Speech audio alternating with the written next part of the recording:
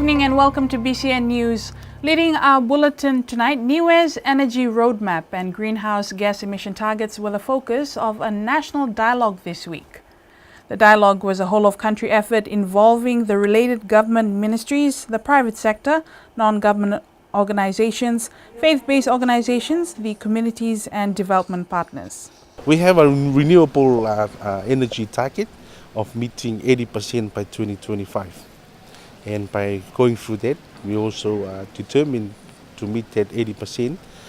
We strategically asked if we can go 40% by 2020 and then see how we go to 25. At the moment, we are at achieving our 2020 target, which is 40%. And that is quite something for Niue to report in terms of the common support towards meeting those targets, and also our energy sector and also our community and people. So we need to tell people where we are going with our energy in terms of our low carbon initiatives. With the renewable energy, as we know, there's microgrid, and the system we have here in Niue is a hybrid. I find it's very interesting now to the government and the whole of Niue. We lessen the use of the fossil fuel at the moment by far. It means that the past years we are burning a lot of fuel on diesel. Would say that 78 to 82,000 liters of fuel per month. And since the renewable energy come along, it's drops down to around about 68,000 liters of fuel per month. Because we live in the so close to the equator, we have the abundance of having sufficient sunny hours or sunny days to be able to harness energy from solar. So the focus has been on solar. On the other hand, the interest would then be, what do we do at the end of the day if these things break down? What do we do with the waste that comes from it? So during this planning stage, we try and think about, when we get them in, if it works for us, and what do we do if we no longer need them? The other side of that is, there's a lot of work to do with training our own people, with having the know-how to deliver these services, and then training the community, training homeowners on what opportunities they could have with solar. And one of the questions raised on the floor today was, okay, if we do have more solar that's feeding into the grid, will it make it cheaper for me and my own household? Will I be paying cheaper power supply, for example? So those are questions that's being put across in stuff that we need to think about. If we are to bring in refrigerators, washing machines, they need to meet a certain standard of efficiency.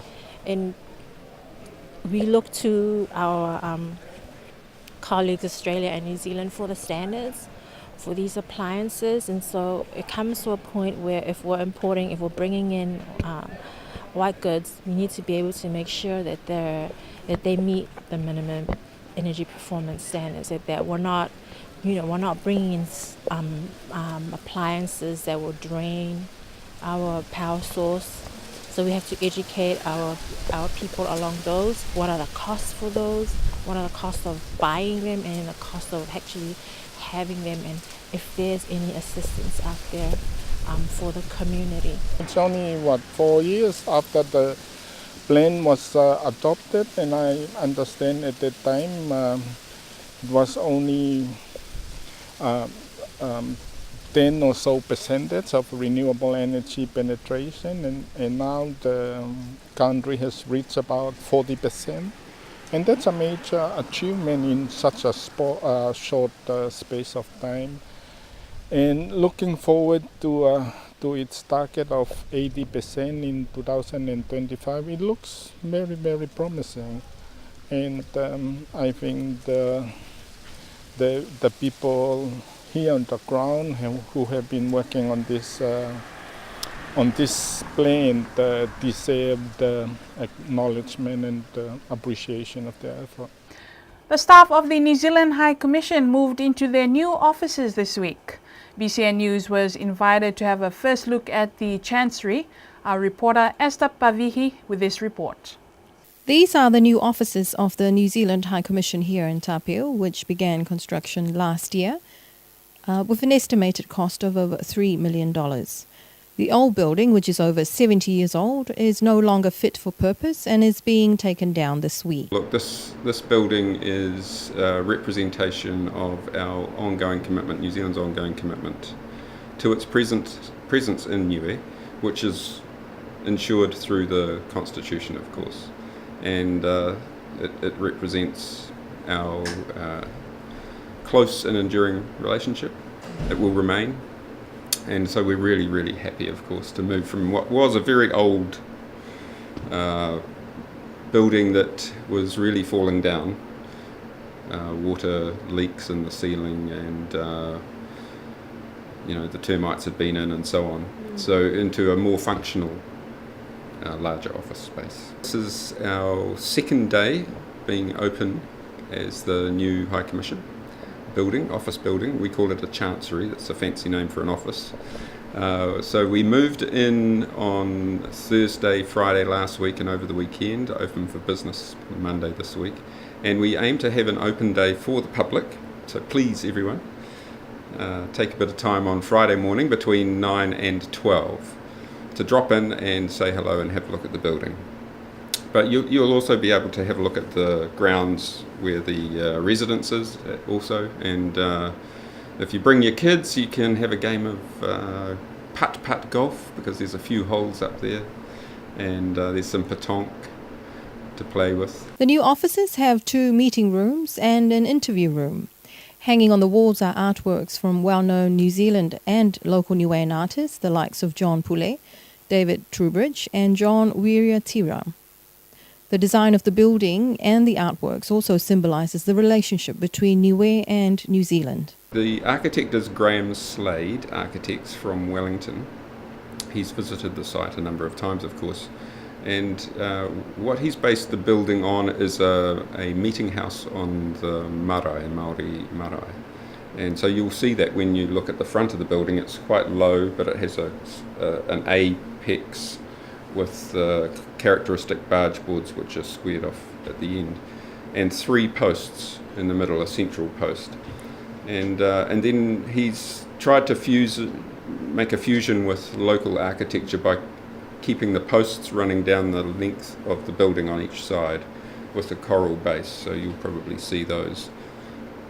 It's designed to withstand a Category 5 cyclone. The walls and the ceilings, the roof are reinforced with a number of different ply woods in the internal and external cladding. So we feel quite safe, but we never want to see a Category 5 cyclone, of course, or any cyclone. The High Commissioner says that there is an opportunity for the public to visit their new offices tomorrow, but that the official opening will not be until the end of this month, when officials from Wellington will attend. The official opening will be on the 23rd of April. We have our Deputy Foreign Minister, Fletcher Tabato, visiting to meet with the Premier, and both he and the Premier will be here to cut the ribbon in the traditional style. The High Commissioner said this building is a testament to the hard work of the team of overseas and local contractors and labourers, and he is very pleased with their dedication and workmanship. This is Esther Pavihi for BCN News. The Immigration Department has clarified that the Indian national who committed a domestic violence offence was not deported but had his permit revoked.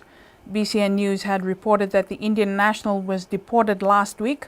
However, the Immigration Department clarified that the man's permit was revoked by the Chief Immigration Officer as per Section 23 of the Niue Immigration Act 2011 for the domestic violence offence he committed.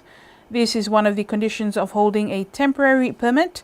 The Immigration Department further clarified that if one is deported, he or she will no longer be allowed to return to Niue nor travel to any other country. A revocation means that he or she is no longer allowed to return to Niue, however, is still able to travel to other countries. Design works for the Chinese-funded road infrastructure project is still ongoing, with earthworks expected to commence in a few months' time.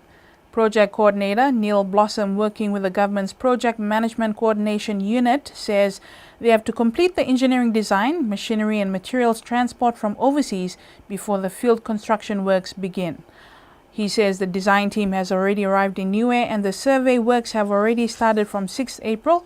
The logistics team has already arranged their Fiji and China-based teams to mobilize the machinery and materials for this project. In the next 1 to 3 months, he says the design works will be completed and the public will see machinery and parts of materials and the earthworks will commence. The successful contractor is China Railway First Group, which has more than 60 years industry experience. The contract is for engineering, procurement and construction. Currently, one arm of the design team has already started the survey and investigation works, which will be followed by completing the design drawings for construction, working on completing 46 kilometers of road, which they will complete section by section. The contractor China Railway First Group says that it is a very great honor for them to work in Niue and that they are trying their best to do everything better. However, there are still some difficulties and contingencies. They are confident that under the very kind cooperation between them and PMCU, they can overcome all and achieve more. RockVets Niue claims that it may not be able to continue to run clinics in Niue in the near future due to financial restrictions. Esther Pavihi with the details.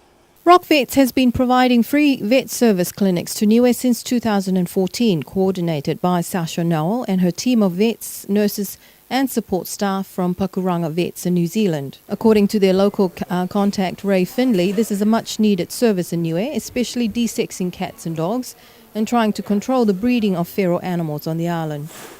Rock Vets, which is a charitable trust, need $15,000 to run the clinic in Niue in October this year.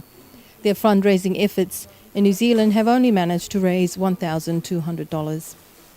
Rock Vets is asking the local business community and the public to help by donating money so that the Rock Vets may continue their work here in Niue. This is Esther Pavihi for BCN News. And finally, Niue High School held their annual cultural festival yesterday, ending their first term of school. It was great turnout by family and friends at the school supporting the high school students. The 4 sports teams of Langakali, Pua, Kieto and Moea of the Niue High School put on a Pacific cultural show yesterday as part of their annual calendar of events. The school's multi-purpose hall was filled with parents and excited visitors as the students put on their best show yet to end term 1 of the school year. According to the high school principal Charles Ioane, the teachers and students of each of the 4 sports teams chose a Pacific country to represent. Langakali represented Fiji, Pua represented the Cook Islands, Kieto represented Tonga and Moea represented Samoa.